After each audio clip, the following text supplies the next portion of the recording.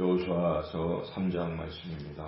여호수아서 3장은 이제 이스라엘 백성이 드디어 요단강을 건너서 그 여리고 성으로 들어가는 장면, 시작하는 장면의 말씀을 기록하고 있습니다. 그래서 우리가 어떤 일을 이제 막 시작할 때 어떤 자세 또 어떤 태도를 가져야 하는가 하는 것을 우리에게 깨우쳐주는 귀한 말씀이라고 볼 수 있습니다. 지금 여호수아는 드디어 시작하는 것입니다. 지금 이제 요단강 앞에 진치고 그리고 이제 요단강을 건너면 여리고성부터 싸움이 시작되는 것이죠. 이제 시작입니다. 시작. 출발선상에서 어떤 태도, 어떤 자세를 보이고 있는가 하는 것인데요.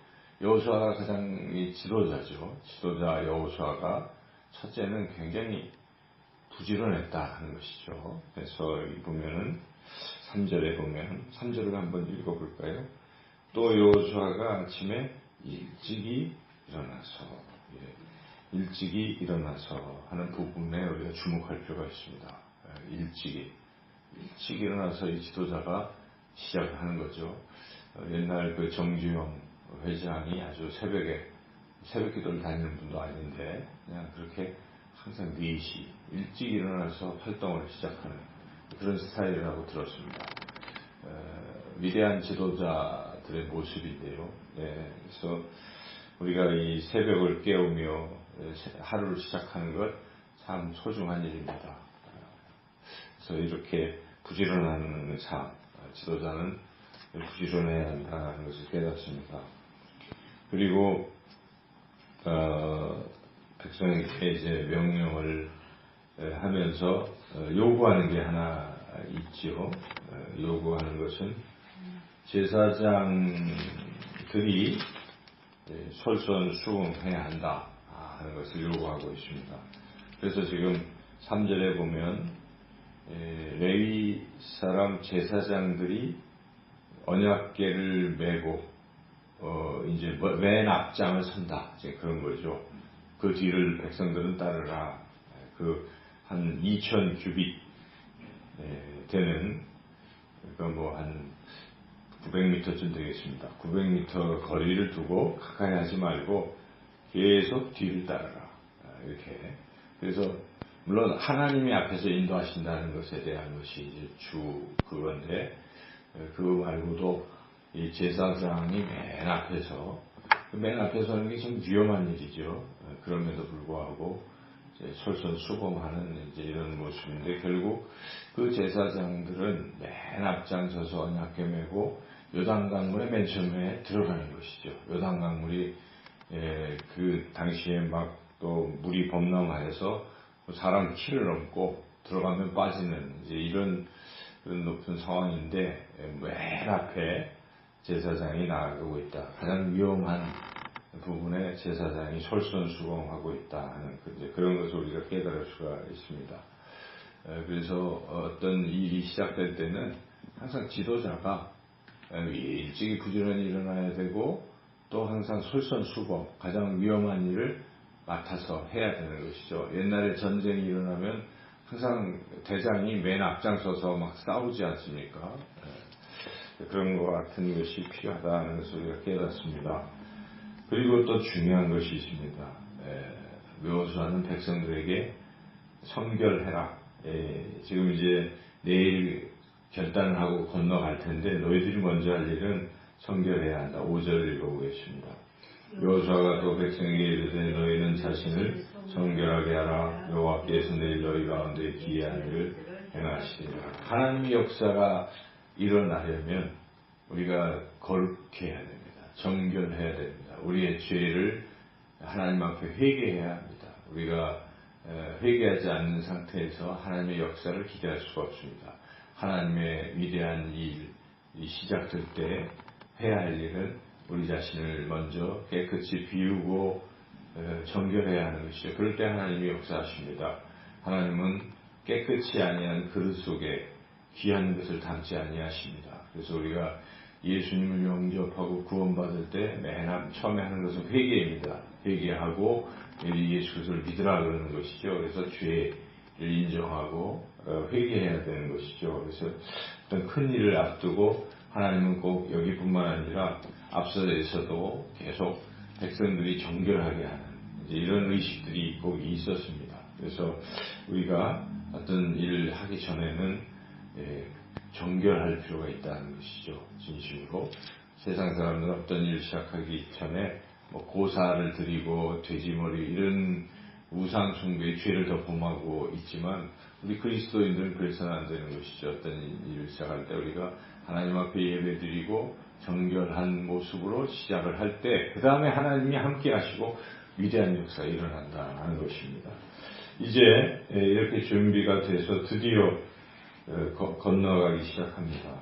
하나님께서 이제 오늘부터 너와 함께 있는 것을 백성들이 알도록 내가 기적을 베풀고 역사할 것이라고 약속하시고 드디어 이제 맨 처음 중요한 것은 이렇게 언약궤를 맨 제사장이 맨 앞장서서 요단을 이제 건너가는 겁니다. 그래서 이렇게 딱 건너가는데 그때 특이한 것은 이 제사장들이 언약궤를 메고 건너가는데 이스라엘 지파 중에서 12명을 택하라고 이렇게 또 여호수아가 지시를 하고 있죠. 여기 보면 건너가게 될 때 12절 읽어볼까요?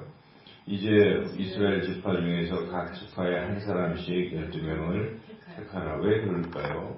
지금 제사장들이 건너가는데 그 옆에 12지파의 대표들이 같이 물론 지도자들이기 때문에 그런 것도 있겠죠. 같이 모범적으로.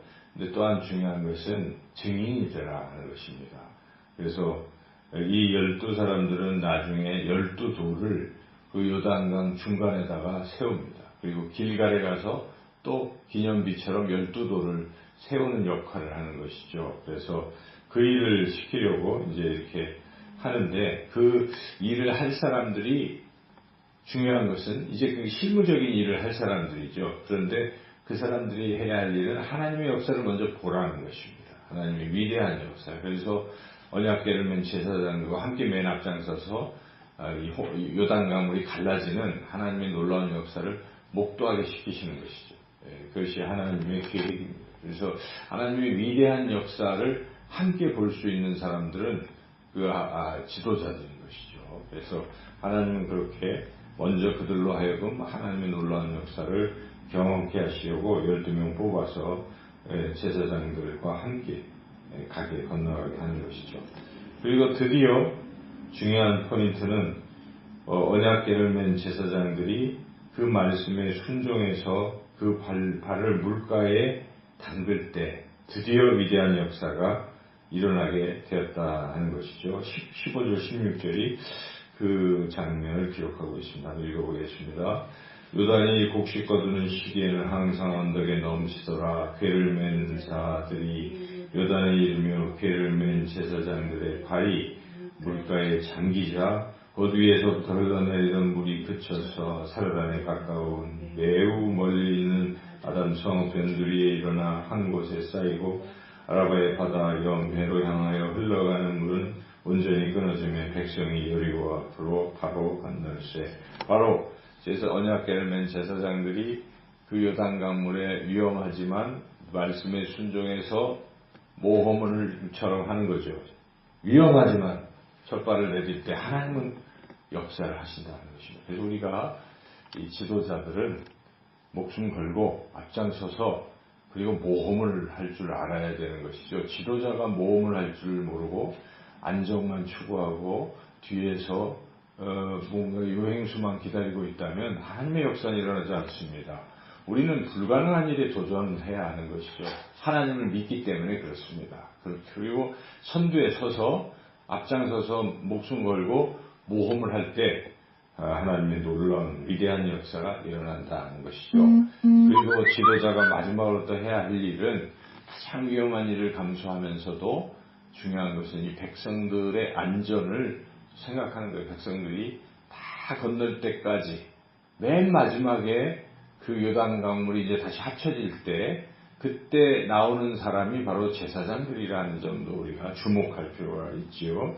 17절 한번 같이 읽어보겠습니다. 여호와의 언약궤를 맨 제사장들은 요단 가운데 마른 땅에 굳게 섰고 그 모든 백성이 요단을 건너기를 마칠 때까지 모든 이스라엘은 그 마른 땅으로 건너갔더라. 이렇게 마지막까지 남아있던 사람들이 또 제사장이라고 우리가 알 수가 있죠.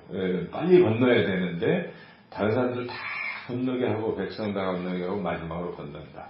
우리가 이 장면을 주로 생각하면서 우리가 지도자는 어떻게 공동체와 함께하며 이끌고 나가야 할 것인가. 가장 부지런하게 여호수아처럼 일찍이 일어나서 항상 새벽을 깨우고 기도하고 하는 사람들이 지도자인 것입니다. 그리고 준비해서 또 가장 또 이 제사장들 또 다른 지도자들의 그룹들은 가장 위험한 일을 자청하고 선두에 서서 나가야 되는 것이고, 그리고 위험하지만 모험을 할 줄 아는 사람, 첫 발을 내딛고 모험을 하고 나가고, 그리고 백성들의 늘 안전을 생각해서 가장 위험한 상황에서 백성들을 다 안전하게 건너고 마지막에 이렇게 할 수 있는 이런 성품을 가진 지도자들이 필요하다는 것입니다. 교회 공동체에도 그런 지도자가 필요한 것이고 한 나라에도 그러한 지도자들이 필요한 것이, 그럴 때 하나님이 함께 하시고 위대한 역사가 일어날 줄로 믿습니다. 우리 자신이 그런 사람 되도록 기도하시고 또한 지도자들이 그런 지도자들이 있을 수 있도록 함께 중보하고 나아가는 우리 모두가 되시기를 주님의 이름으로 축원합니다.